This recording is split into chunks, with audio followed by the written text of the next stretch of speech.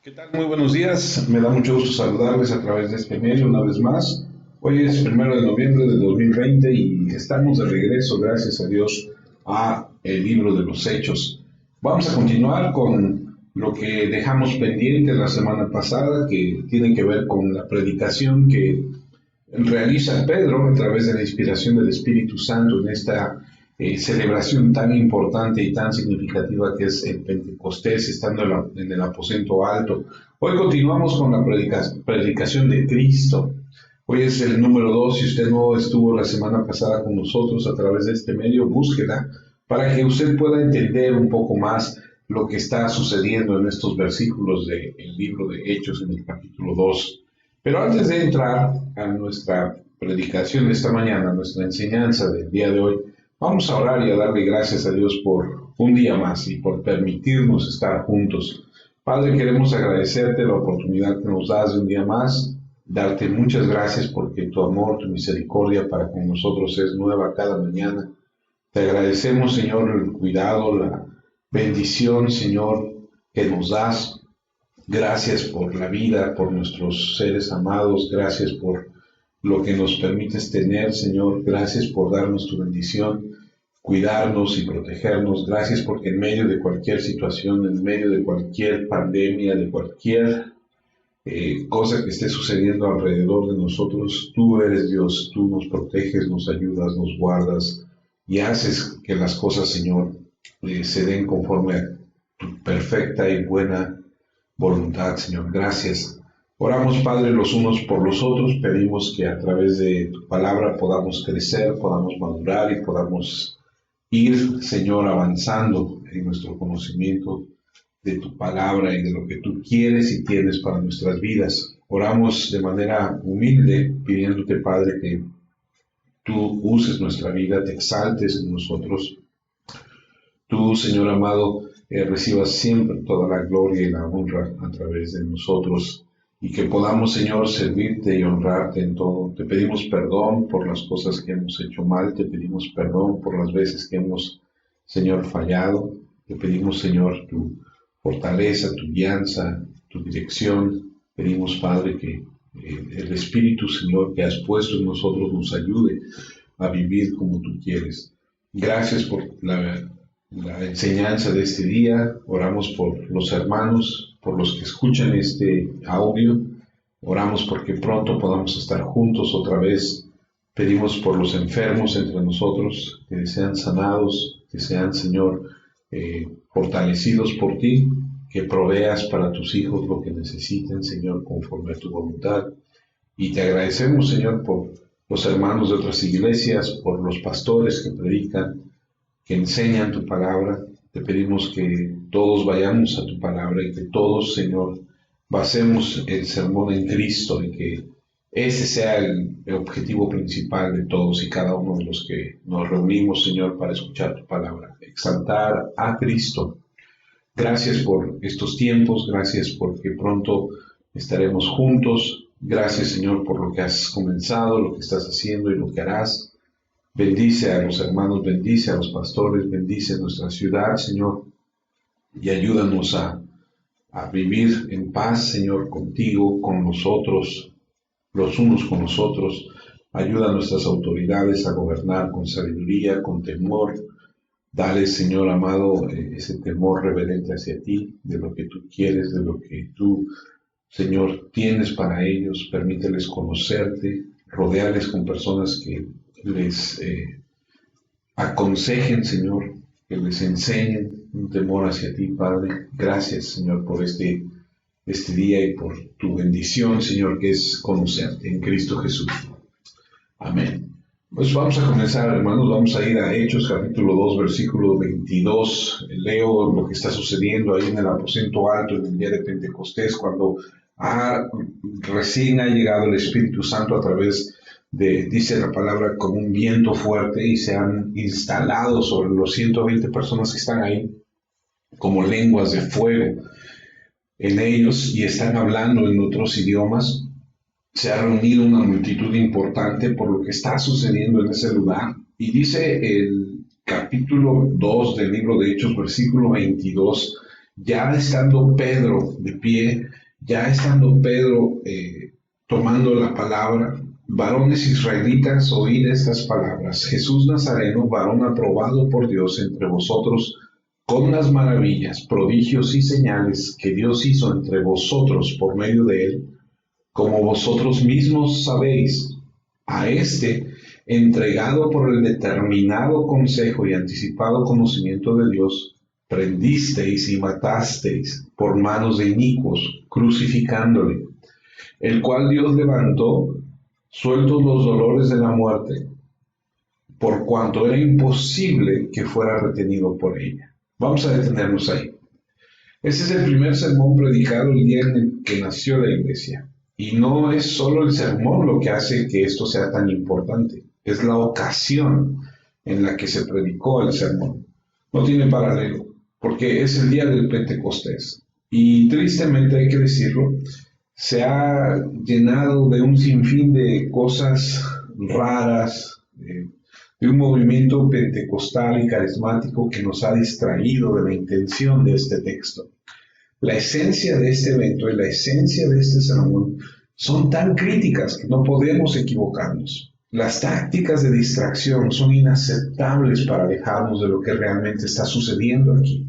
Ahora, el sermón es el momento culminante de un día increíblemente importante. Todo lo que sucedió ese día se fue construyendo poco a poco para llegar a este sermón. El Señor eligió ese día para un impacto máximo. Ese iba a ser un día que iba a catapultar a la iglesia y el mensaje de la iglesia al mundo. Así que la iglesia necesitaba nacer en un día dinámico, en un evento dinámico que tuviera un impacto de gran alcance. Y ese era ese tipo de día. Esta fue la fiesta del Pentecostés, como dijimos hace unos días que estudiamos esto, 50 días después de la Pascua. Cristo había sido crucificado en la Pascua y 50 días después llegó esta gran fiesta de Pentecostés, en la que se celebró la fiesta de la cosecha. Ahora, sabemos por datos históricos y porque la misma Escritura nos lo dice, que multitudes llegaban a Jerusalén de todas partes. Los judíos venían de toda la región mediterránea cuando llegaban a la Pascua. La estimación varía en cientos de miles de peregrinos que invadían la ciudad de Jerusalén. Como les dije hace unas semanas atrás, era conocida como la ciudad de las carpas en esta época. Se calcula que hasta 2 millones de personas podrían estar congregados en Jerusalén en estas fechas.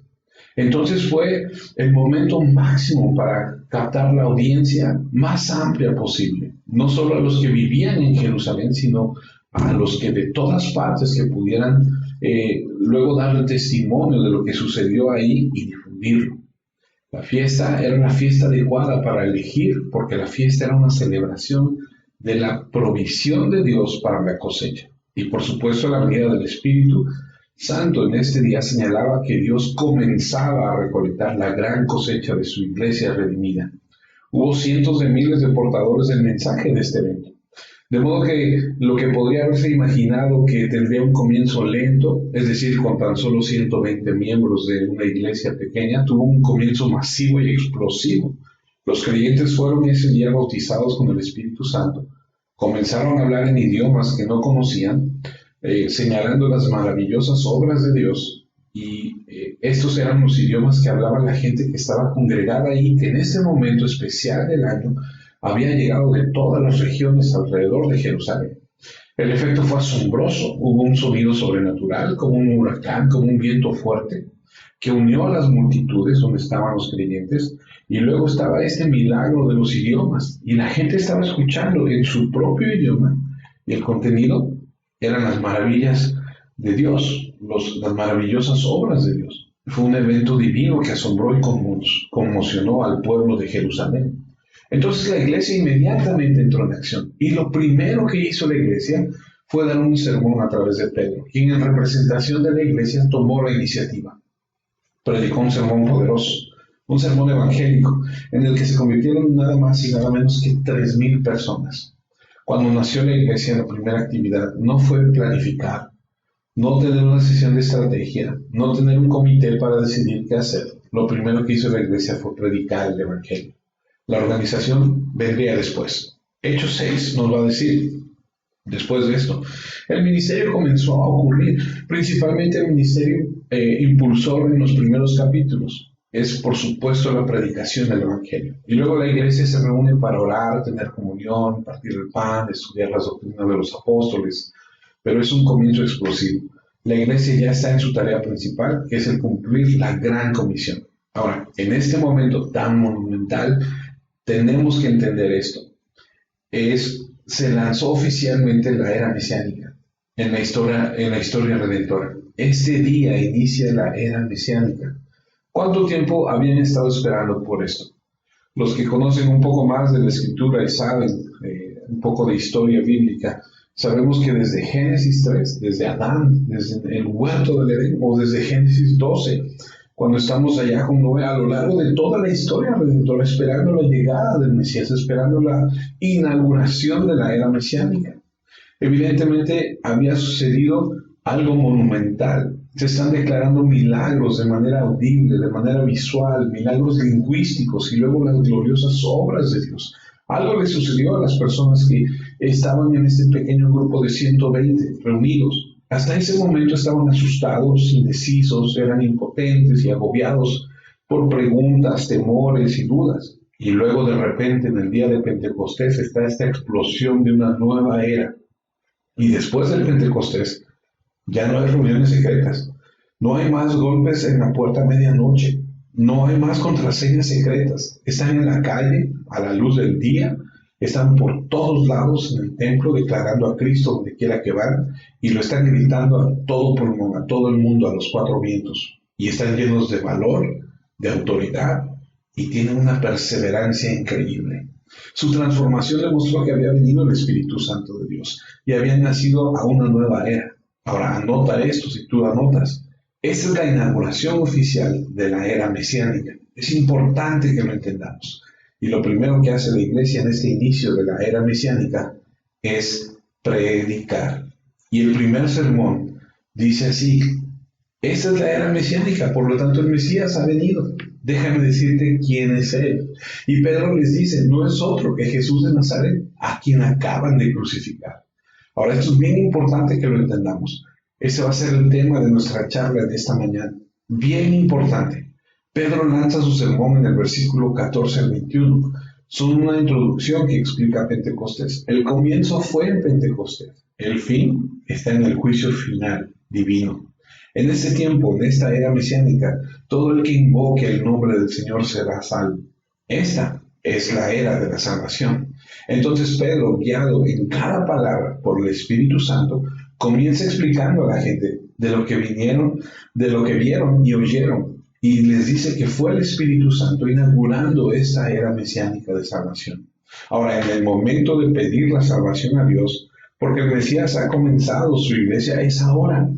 Si esos son los últimos días largamente esperados para que Dios envíe a su ungido para establecer su reino y traer la salvación, entonces, ¿quién es ese ungido?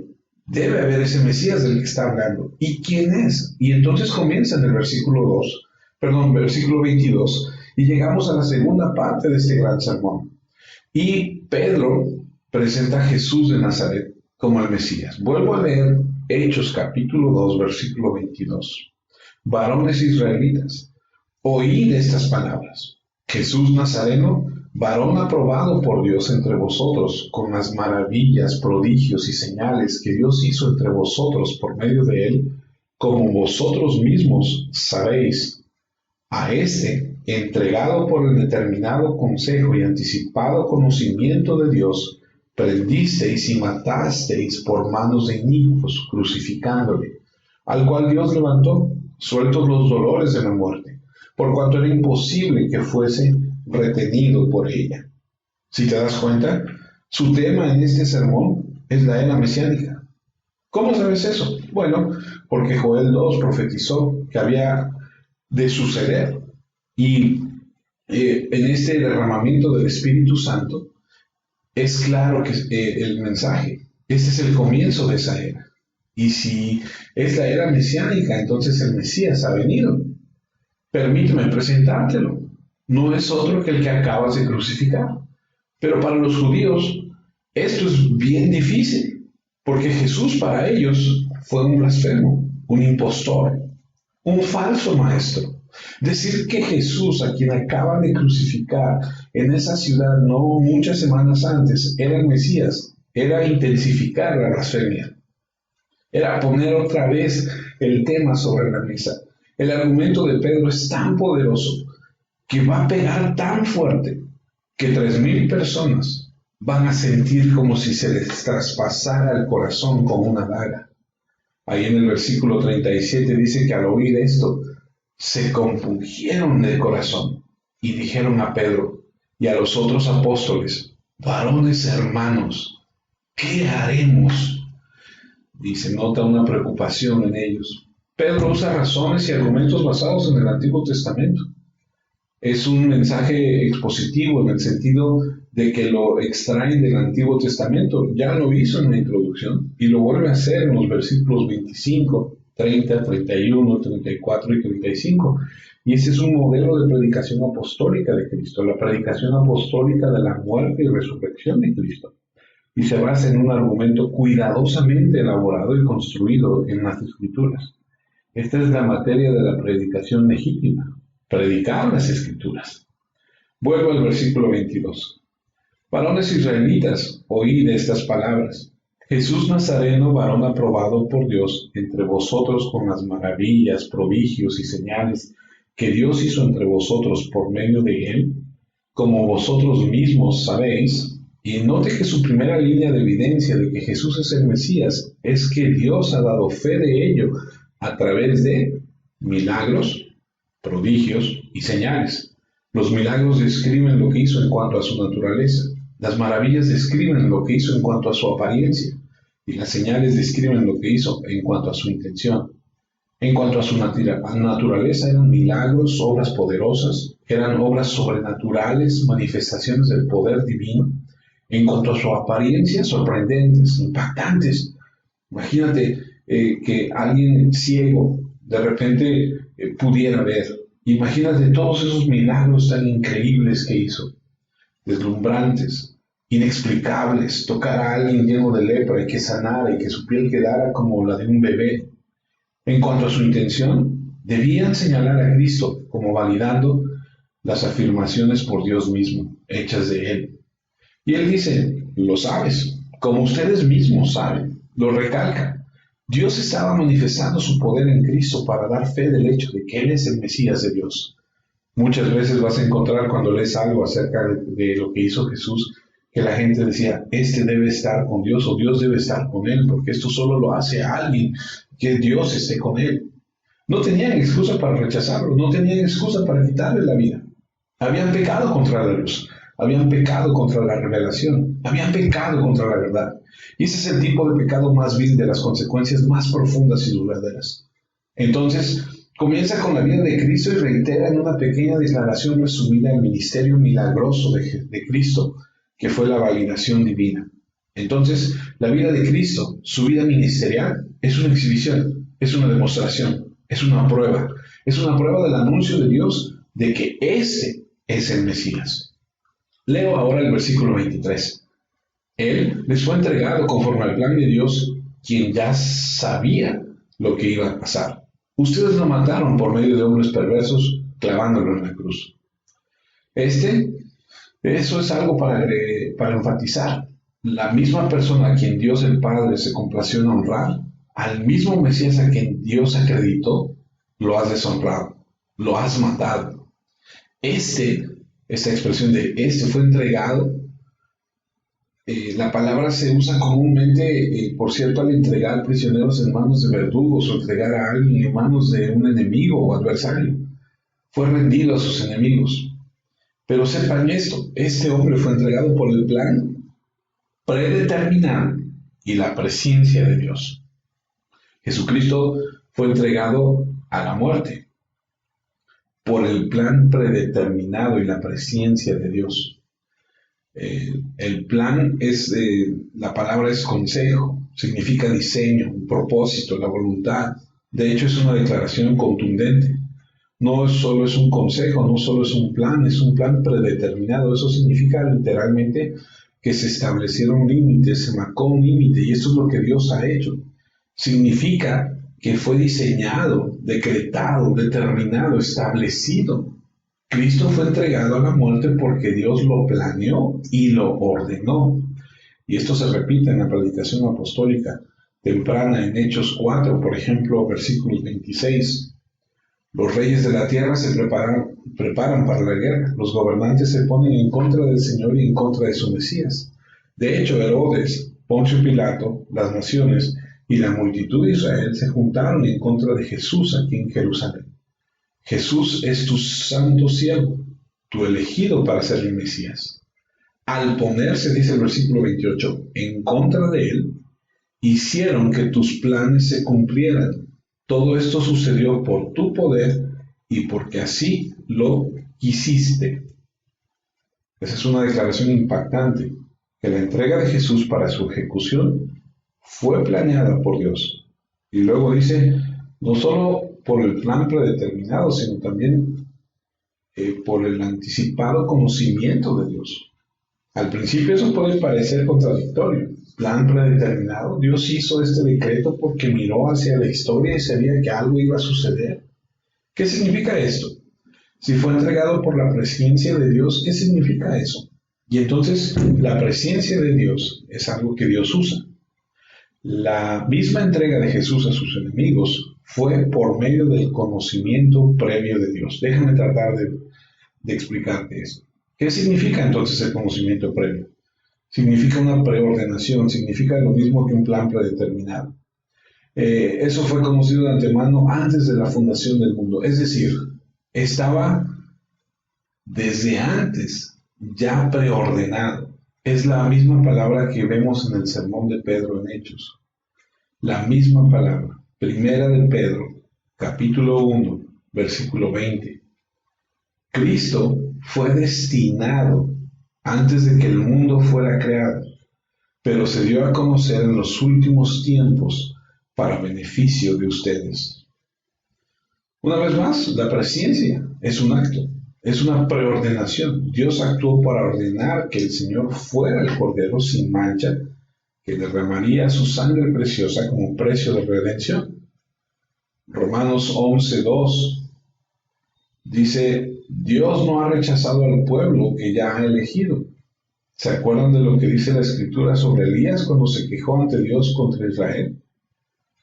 Toda la sección de Romanos, capítulo 9, 10 y 11, tratan sobre la elección. Dios eligiendo específicamente. Y Dios diciendo, no se me debe cuestionar por qué soy Dios. Perdónenme, no, lo leí mal. No se me debe cuestionar porque soy Dios. Entonces Dios elige sobre la base de un fin predeterminado. Eso es lo que dice el lenguaje. Decir que Dios tomó una decisión basada en el conocimiento previo significaría que hubo un tiempo de indecisión. No sé si lo capte. Esto, por supuesto, sería contradictorio a la naturaleza de Dios y al hecho bíblico de que el decreto es eterno. El decreto que hizo acerca de Cristo y los redimidos es un decreto eterno. No fue así como que vio hacia el futuro y dijo, híjole, se va a complicar. No, pues mejor vamos a hacer este plan. No, él desde antes había tomado esa decisión. Pedro está diciendo, y regresamos a Hechos 2, que el Señor no murió de manera accidental. ¿Y por qué esto es tan importante? Porque la pregunta que todos tenían es, ¿cómo puede ser el Mesías si se deja ejecutar? Si se deja morir a mano de los romanos, a quien supuestamente vino a derrocar. ¿Cómo es posible que sea el Mesías si fue rechazado por los líderes de la nación, ejecutado por los romanos? Entonces Pedro está diciendo, no fue una decisión de los romanos, fue una decisión de Dios. Y siempre fue la decisión de Dios. Fue una decisión eterna, desde el principio. Y nunca hubo un momento en que Dios no tomara esa decisión. Nunca hubo un momento en que Dios miró y vio algo que era como información nueva y sobre la base de esa información nueva tomó una decisión. No, el decreto fue eterno. Todo lo que Dios decreta es eterno, todo. No fue liberado porque no pudo rescatarse a sí mismo, probando así que no era el Mesías. No, ¿Y qué dijeron cuando él estaba colgado en la cruz? Si eres el Mesías, baja, y si eres el Mesías, baja de ahí, sálvate a ti mismo. No puedes ser el Mesías y estar ahí arriba muriendo, rechazado por tu nación y ejecutado por los romanos paganos, los mismos que se supone que debes derrocar y establecer tu reino. No, no es así. Por lo tanto, tiene que cambiar radicalmente la forma de pensar de ellos, la forma de pensar de nosotros. Su muerte es el plan de Dios. Y esto lanza toda la predicación apostólica a los judíos. ¿Y qué predican durante todo el libro de los Hechos? Que Cristo, el Mesías, debe sufrir y morir. Esto es bien importante que lo entendamos. Juan 19, versículo 10, dice: entonces Pilato le dijo: ¿no vas a hablarme? ¿Acaso no sabes que yo tengo la autoridad para dejarte libre o para matarte en una cruz?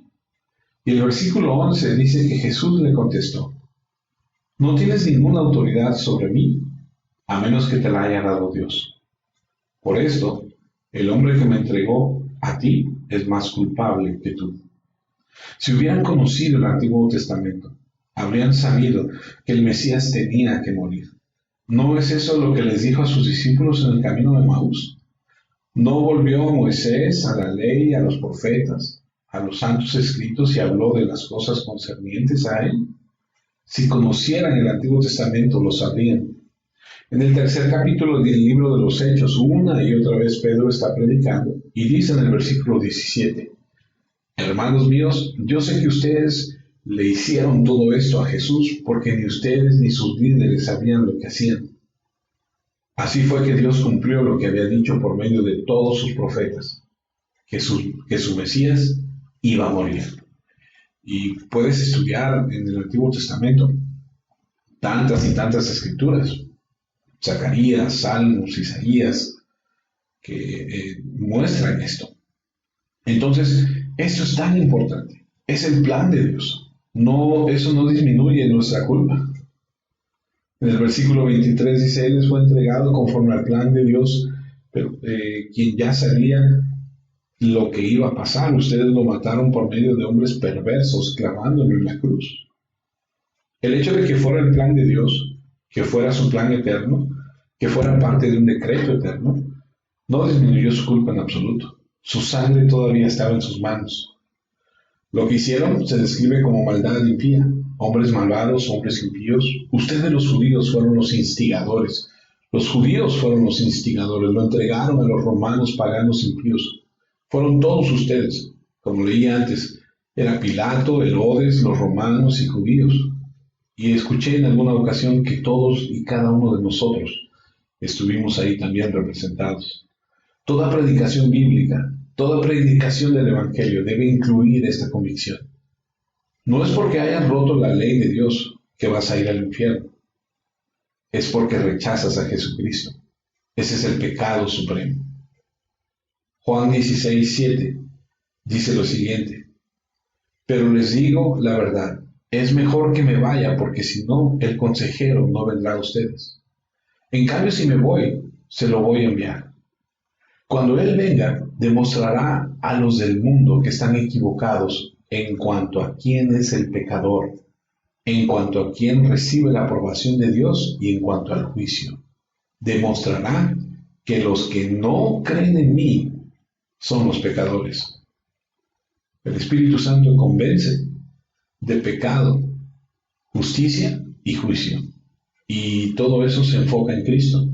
El pecado de rechazar a Cristo es sumamente importante que lo entendamos. Debemos decirle a la gente que no solamente son fornicarios, o que si odias a alguien te conviertes en un asesino, porque eres un asesino en tu corazón. No solo que has roto los 10 mandamientos o cualquier pecado que puedas nombrar, pero el pecado más grave es rechazar a Cristo. Entonces el predicador procesa audazmente a su audiencia. El predicador debe poner sobre la mesa, sobre el tema que se está hablando, este asesinato del Mesías, a quien Dios había acreditado públicamente. Ahora, Jesús no es una víctima. Todo está en el plan de Dios. Pero aún a pesar de eso, eres culpable. Es lo que está diciendo Pedro. Son culpables. Y Jesús entonces es declarado el Mesías. En vida hubo evidencias, milagros, maravillas, señales. Se le declara el Mesías en su muerte, porque su muerte fue por el plan predeterminado y la preordenación de Dios. Y luego en el versículo 24 de Hechos 2, Jesús sufrió el dolor de la muerte, pero Dios lo libró, lo resucitó, porque la muerte no podía retenerlo. Y aquí está la gran culminación del sermón de Pedro, la mayor acreditación de Jesús como Señor y Mesías, su resurrección. Ese se convierte en el tema principal de toda la predicación apostólica. Los sufrimientos del Mesías fueron predeterminados, pero también lo fue su resurrección. Así de directo es Pedro. Tú lo mataste, Dios lo resucitó. A lo largo de este sermón, por cierto, Pedro enfatiza la diferencia entre cómo Dios trata a Cristo, a Jesús, y cómo Israel trató a Jesús. Esto se vuelve temático. Si ves el capítulo 3, Pedro va a predicar de nuevo en el versículo 14, dice, tú repudiaste al santo y justo y pediste que se te concediera a un asesino, a Barrabás. Tú mataste al príncipe de la vida, a quien Dios resucitó de entre los muertos, hecho de lo cual somos testigos. Tú lo mataste y Dios lo resucitó. Esto es, como dije, es una parte tan importante de la predicación apostólica. Hechos capítulo 10, versículos 38 en adelante, dice, ustedes saben que a Jesús de Nazaret Dios lo llenó del Espíritu Santo y de poder. Él fue por todas partes haciendo el bien y sanando a los que vivían oprimidos por el diablo. Lo pudo hacer porque Dios estaba con él. Nosotros somos testigos de todo lo que hizo en Judea y en Jerusalén, pero lo mataron, colgándolo en un madero. Sin embargo, Dios lo resucitó de la muerte al tercer día y lo dio a conocer abiertamente. Pero no a todo el pueblo, sino solo a los testigos que Dios había elegido para que lo vieran. Nosotros somos esos testigos. Comimos y bebimos con Él después de que resucitó. Jesús nos ordenó anunciar estas buenas noticias al pueblo judío y nos envió para que diéramos testimonio de que Él es el elegido por Dios para ser juez de vivos y muertos. Esa es la predicación apostólica. Cristo es el Mesías, Hijo de Dios, Salvador. Evidencia su vida, evidencia su muerte, evidencia su resurrección. Eso es lo que predicaron de manera incansable, noble y significativa. Otro ejemplo, Hechos 13, 26. Hermanos, hijos de la familia de Abraham, y ustedes que adoran al Dios verdadero, escuchen. Este mensaje de salvación ha llegado a nosotros. Los que viven en Jerusalén y sus líderes no reconocieron a Jesús, y al condenarlo cumplieron las palabras de los profetas que se leen cada sábado. Ellos no pudieron encontrar una razón para matar a Jesús, pero le pidieron a Pilato que lo matara. Cuando ya habían cumplido todo lo que se dijo acerca de Jesús en las Escrituras, lo bajaron de la cruz y pusieron en un sepulcro. Nuevamente todo escrito del Antiguo Testamento, hablando de ello, predeterminado por Dios. Tú lo mataste, Dios lo resucitó. Tú lo mataste y Dios lo resucitó. Ahora esto se convierte en el mensaje de los apóstoles a través del libro de los Hechos. Regreso a Hechos capítulo 2, versículo 24. Jesús sufrió el dolor de la muerte, pero Dios lo libró, lo resucitó porque la muerte no pudo retenerlo. Dios lo resucitó, no pudo retenerlo la muerte, no fue posible. Pero ¿por qué no fue posible? Bueno, debido al poder divino. Su poder era mayor que el poder de la muerte. Él es la vida, ¿cierto? En Él estaba la vida, es la fuente de la vida. No solo por el poder divino, sino por la promesa divina. Destruirás este cuerpo y lo levantarás en 3 días. Y debido al propósito divino, Dios ya había determinado que resucitaría a Cristo de entre los muertos y su cuerpo de resurrección sería el prototipo de los cuerpos de todos los que serán resucitados. Él es el primero de todos. Basado en esto, en este ejemplo, ¿cómo predicamos a Cristo? Bueno, predicamos a Cristo del Antiguo Testamento como el cumplimiento del Antiguo Testamento y el Nuevo Testamento como el registro de este cumplimiento. Es decir, lo que se dijo ahora se ha cumplido.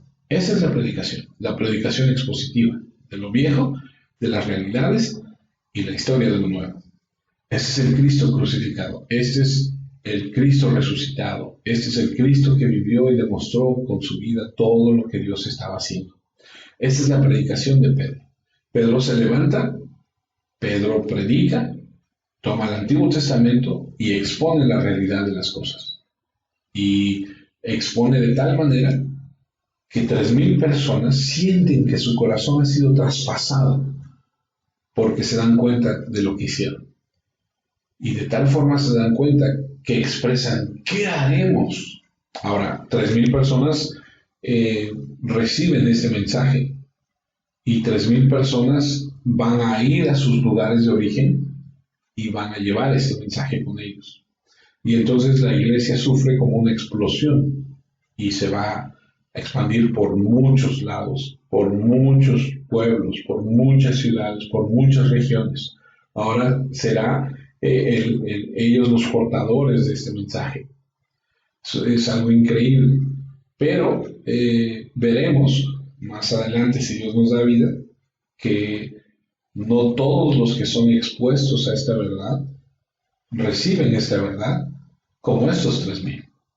Veremos que no todos sienten este traspaso en el corazón. No todos tienen la misma actitud cuando son confrontados con este mensaje. Si tú puedes recordar cuando a ti te predicaron por primera vez que eres un pecador y que estabas muy mal en tu vida y que Cristo murió por ti, que resucitó para darte vida eterna, tal vez alguno de ustedes abrazó esa verdad de inmediato, o tal vez alguno de ustedes simplemente lo rechazaron al principio. Es más, conocemos todos nosotros gente que rechaza esta verdad aún. No todos abrazan esta verdad. Sin embargo, hay que predicarles a todos. Esta es parte de la predicación de Pedro. Seguiremos la semana que viene, si Dios permite, aprendiendo más acerca de esto, y pedimos a Dios que nos dé la fortaleza y que nos dé la sabiduría para entender, para poner en práctica todo lo que Dios tiene para nuestras vidas.